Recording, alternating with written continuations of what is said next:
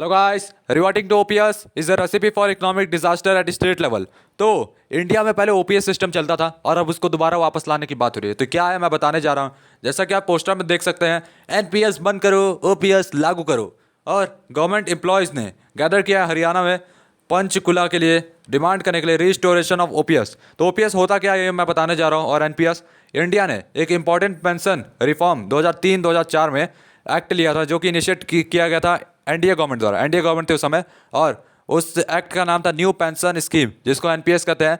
और जो main component था इसका अडॉप्ट करना था फिजिबल और वाइड रेंजिंग पेंशन सिस्टम, मतलब सभी को ये पेंशन की सुविधा मिले, जिसका एम था study contribution towards the retirement contrasting with the old pension scheme. मतलब जो लोग रिटायर हो जाता है उसके बाद भी वो देश के लिए कुछ काम करें। और जो ओपीएस सिस्टम था उसमें लोगों को अच्छा खासा पैसा मिलता था, अच्छा खासा सब कुछ सुविधा मिलती थी, जिससे उन लोग देश के लिए कुछ काम नहीं करते थे। और इसका स्टेट लेवल पे और फिर जीडीपी लेवल पे दोनों में बहुत लॉस हो रहा था। तो ओपीएस में जो पब्लिक एम्प्लॉयज़ थे इनका कोई कंट्रीब्यूटिंग रोल नहीं था। और जो लाइफ एक्सपेक्टेंसी थी यानी आयु बढ़ती जा रही थी, और एक्सपोनेंशियल हाइक जो था फिजिकल बर्डन का स्टेट पे बढ़ता जा रहा था। जो स्टेट इन लोगों को पैसा दे रही थी उसका बर्डन स्टेट पे बढ़ता जा रहा था, क्योंकि स्टेट इसको कैसे रीपे करेगी, टैक्स कहाँ से लेगी, कितना टैक्स बढ़ाएगी, लोग को दिक्कत होगी। और जब पेंशन रिफॉर्म था ये इनएविटेबल हो गया, यानी पेंशन देना ही एकदम नामुमकिन हो गया। और कुछ स्टेट गवर्नमेंट ने अभी अभी रिसेंटली अनाउंस किया है कि वो ओवरटर्न करेंगे पेंशन रिफॉर्म को, रिवर्ट करेंगे उसको ओल्ड अनसस्टेनेबल ओपीएस सिस्टम है। तो कुछ स्टेट गवर्नमेंट कह रही है कि हम ओपीएस सिस्टम दोबारा लाने वाले हैं। और इस यहाँ पे ग्रोइंग पॉलिटिकल मूवमेंट भी है कुछ स्टेट में कि वो ओपीएस सिस्टम को लाएंगे। तो हम लोग जानते हैं भाई, जहाँ हंगामा होता है वहाँ पॉलिटिक्स पहुँच जाती है। और जो पीस ऑफ इंडियन एक्सप्रेस है उसमें शर्मिका रवि ने आर्ग्यू किया है कि कैसे ओपीएस सिस्टम में बेनिफिशियल होगा स्मॉल ग्रुप के लिए जिसमें सिक्योर जॉब होगी, और कैसे ये अगेंस्ट होगा इंटरेस्ट ऑफ रूरल पॉपुलेशन, जो कि गरीब लोग हैं जो शहर में रहते हैं उन लोगों के लिए भाई एकदम इंटरेस्ट की बात नहीं होगी, उन लोगों के विरुद्ध जाएगा ये। और ओपीएस सिस्टम में जो पब्लिक एम्प्लॉयज़ थे इनका कोई कंट्रीब्यूटिंग रोल ही नहीं था, हम लोग भी जानते हैं गाइस। और जो रवि था उन्होंने आर्ग्यू किया है कि जो reverting back to the old pension scheme, मतलब दोबारा ओपीएस में जाना, वो रीअरेंजमेंट ऑफ रिसोर्सेज को करेगा स्टेट डेवलपमेंट एक्सपेंडिचर में, which benefits the improvised masses towards a smaller group of individuals who have already reaped the benefits of secured and privileged job throughout their working life। तो OPS system जो होगा rearrangement करेगा resources का state level पे, और state का development करेगा, benefit करेगा इम्प्रोवाइज्ड मासेस बहुत सारे लोगों को, और स्मॉल ग्रुप ऑफ इंडिविजुअल्स को भी बेनिफिट होगा जिसमें जो कि अभी भी काम कर रहे हैं अपने सिक्योर्ड वर्किंग लाइफ के साथ। और जो एलोकेशन होगा फंड का पेंशंस में वो नॉन डेवलपमेंट एक्सपेंडिचर में लगाया जाएगा। क्रिएट किया जाएगा डायलेमा स्टेट गवर्नमेंट के लिए, मतलब स्टेट गवर्नमेंट के लिए फिर से प्रॉब्लम हो सकती है कि कैसे वो उसको फाइनेंस करेंगे, जो पेंशन वो दे देंगे फिर उसको कैसे दोबारा लेंगे। और जो दो प्राइमरी मीन्स है वो रुक गए हैं, जिसमें रेस करना रेवेन्यू को primary through impose taxes to finance the deficit through borrowing. तो या तो बैंक से उधार लेके या तो टैक्स बढ़ा के। और जो through analysis of the situation from 1990 to 2004 reveal किया increase in state government deficits.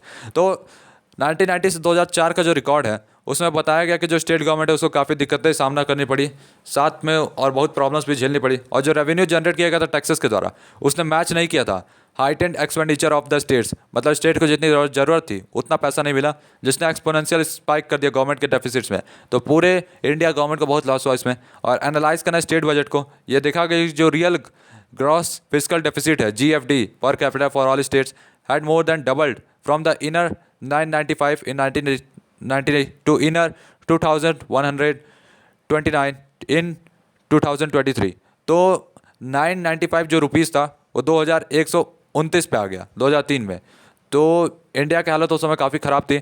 और जो अपीयर हुआ था कि पॉजिटिव इंक्रीज़ होगा, लेकिन ऐसा कुछ नहीं हुआ। तो ऐसा सोचा गया था कि इसका हो सकता है पॉजिटिव इंक्रीज़ होगा, लेकिन उल्टा उसका दूसरी तरफ अपोजिट हुआ। और जो परसेंटेज था नेट स्टेट डोमेस्टिक प्रोडक्ट का, जिसमें ratio of GDP to NSDP था, इंक्रीज़ हो गया 3.6% से 1990 में टू 4.59% बाई 2003।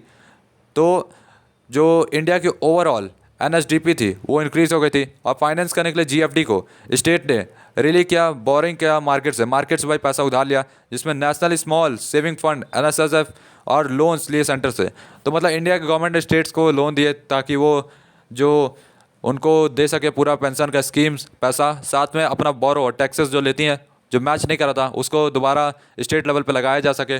तो मतलब एक तरह से बहुत ज़्यादा दिक्कत हुई थी। और जो ट्रेड ऑफ था state borrowing for non developmental expenses और प्राइवेट इन्वेस्टमेंट प्रूव किया था डिटर्मिनेंटल फॉर द इकोनॉमिक ग्रोथ। तो ये जो ट्रेड ऑफ हुआ था, स्टेट ने जो बोरो किया था नॉन डेवलपमेंट एक्सपेंसेस के लिए और प्राइवेट इन्वेस्टमेंट के लिए, ये इकोनॉमिक ग्रोथ को बढ़ाया था। और कुछ और गवर्नमेंट्स जो थी इनको कंसिडर की थी इंप्लीमेंट करने के लिए पेंशन रिफॉर्म्स। तो पेंशन रिफॉर्म्स को भरने के लिए कुछ और गवर्नमेंट्स भी इस पर बात कर रहे थे कि उन लोग भी हो सकता है कि लगाएं इंफ्रास्ट्रक्चर के लिए पैसा, और प्राइवेट लोगों जो ज़्यादा रिच हैं वो लोग भी अपना इन्वेस्टमेंट करें, और जो पोटेंशियल इम्पैक्ट होगा पुअर और वल्नरेबल पे, पार्टिकुलरली वुमेन और चिल्ड्रन पे, उनको ध्यान से देखा जाएगा। और मतलब इन लोगों को भाई मौका दिया जाएगा कि इन लोग वर्क कर सकें। और जो स्टेट जैसे हिमाचल प्रदेश और पंजाब है, यहाँ पे पेंशन जो है अकाउंट करता है सिग्निफिकेंट परसेंटेज डेवलपमेंट का, 37% से 31%। तो यहाँ पे इन लोगों को भाई गजब पेंशन मिलती है, लगभग 37 यानी ऑलमोस्ट 30% मान के चलो। और रिवर्स करना इस ट्रेंड को, डिवास्टेटिंग इफेक्ट होगा पुअर पॉपुलेशन पे। तो जो लोग गरीब हैं उन लोगों पर बहुत गंदा इफेक्ट होगा। और रिवर्सिबल जो होगा ये रिजल्ट करेगा पुअर के लिए, डिप्राइव्ड ऑफ एसेंशियल सर्विसेज। तो गरीब लोगों को भाई जरूरी सर्विसेज नहीं मिलेंगे जिसमें हेल्थ होगा, एजुकेशन होगा, और उनको रोक देगा पार्टिसिपेट करने से ग्रोथ अपॉर्चुनिटीज़ में, जो कि इंप्रूव कर सकते हैं उनके इकोनॉमिक कंडीशंस को। तो ये मतलब एक तरह का भाई दिक्कत होगा हमारे देश में बहुत लोगों को। हम लोग भी जानते हैं भाई इतने भी सब लोग रीच नहीं है। ऑल दो देखते हैं इंडियन गवर्नमेंट इसके ऊपर क्या करती है। तो गाइस तब तक के लिए भाई लोग good bye, tata bye bye.